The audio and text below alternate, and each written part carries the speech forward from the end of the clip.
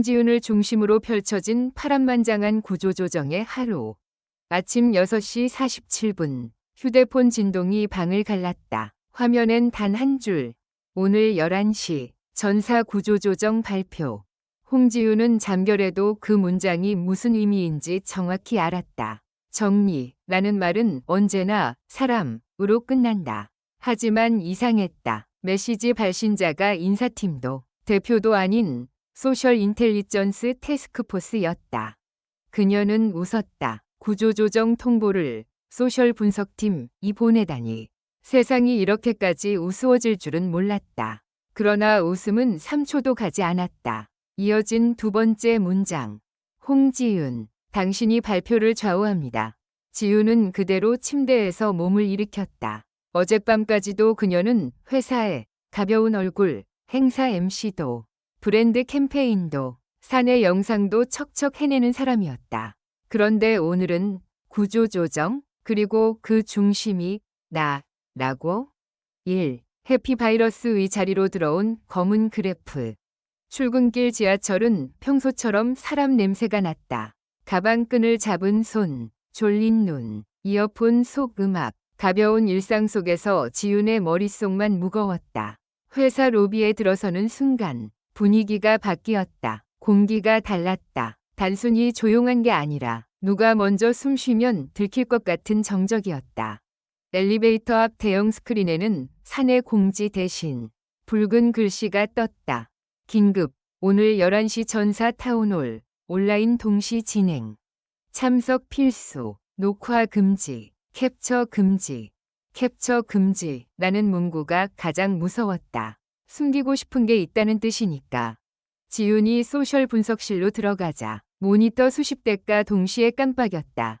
벽면엔 그래프가 빼곡했다. 실시간 언급량, 감성 분석, 키워드 연관망, 확산 속도, 그리고 중앙 대형 스크린에는 검은 그래프가 천천히 치솟고 있었다.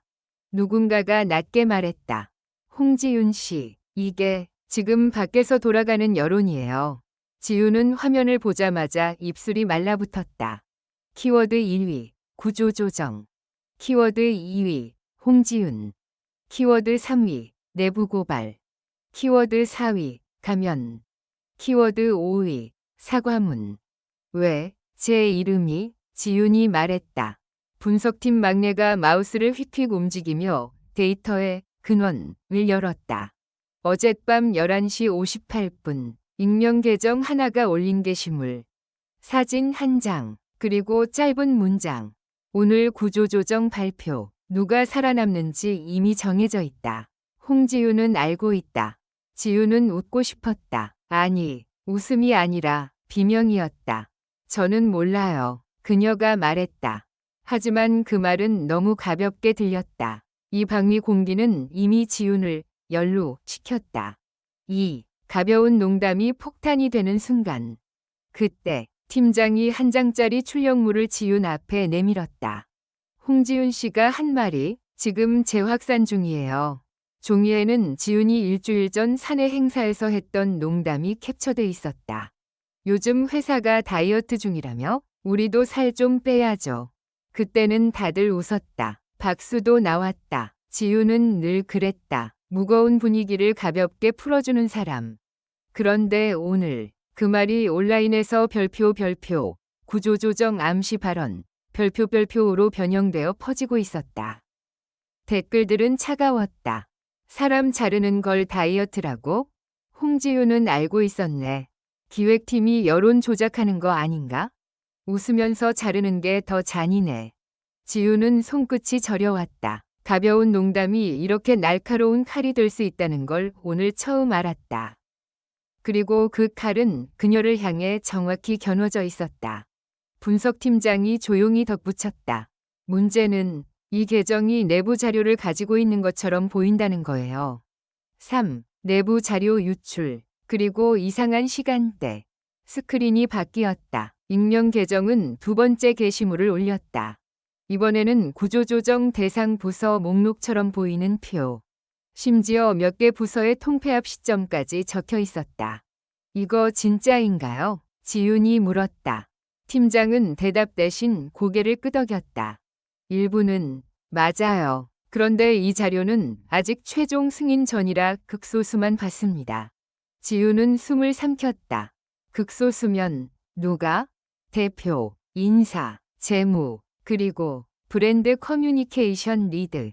그 말이 떨어지는 순간 방 안의 공기가 더 무거워졌다. 브랜드 커뮤니케이션 리드, 지훈의 직속 상사였다.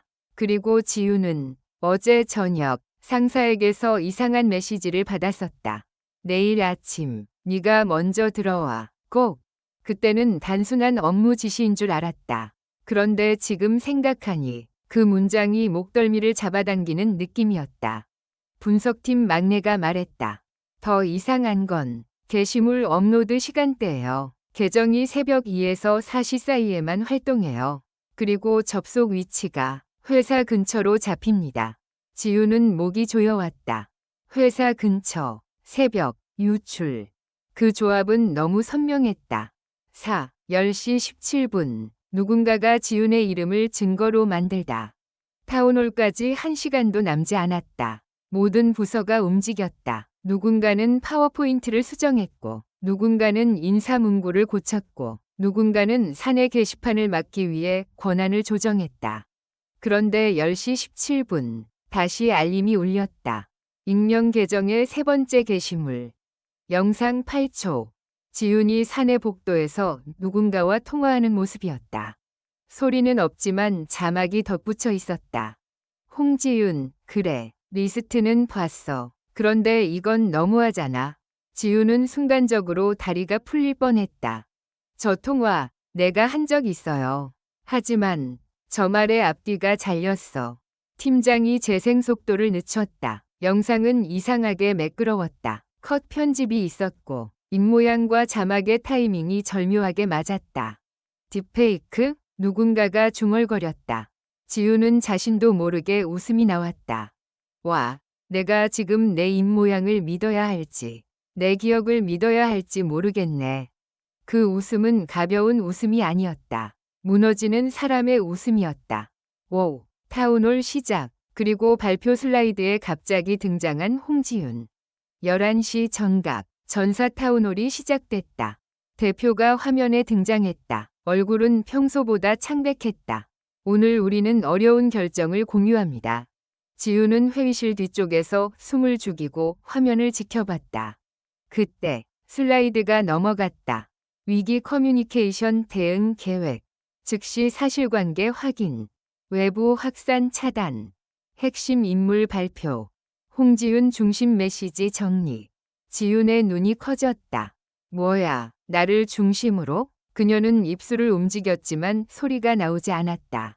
옆에서 인사팀장이 귓속말했다. 현재 여론이 홍지윤 씨를 내부자로 규정하고 있어요. 그래서 홍지윤 씨가 해명해야 합니다. 지훈은 그제야 깨달았다. 이 구조조정의 핵심은 인원이 아니라 이야기였다. 누가 잘리고 남는지보다 누가 악력이 되는지가 더 중요해진 순간.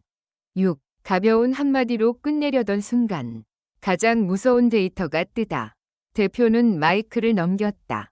홍지윤 씨가 현재 상황을 공유하겠습니다.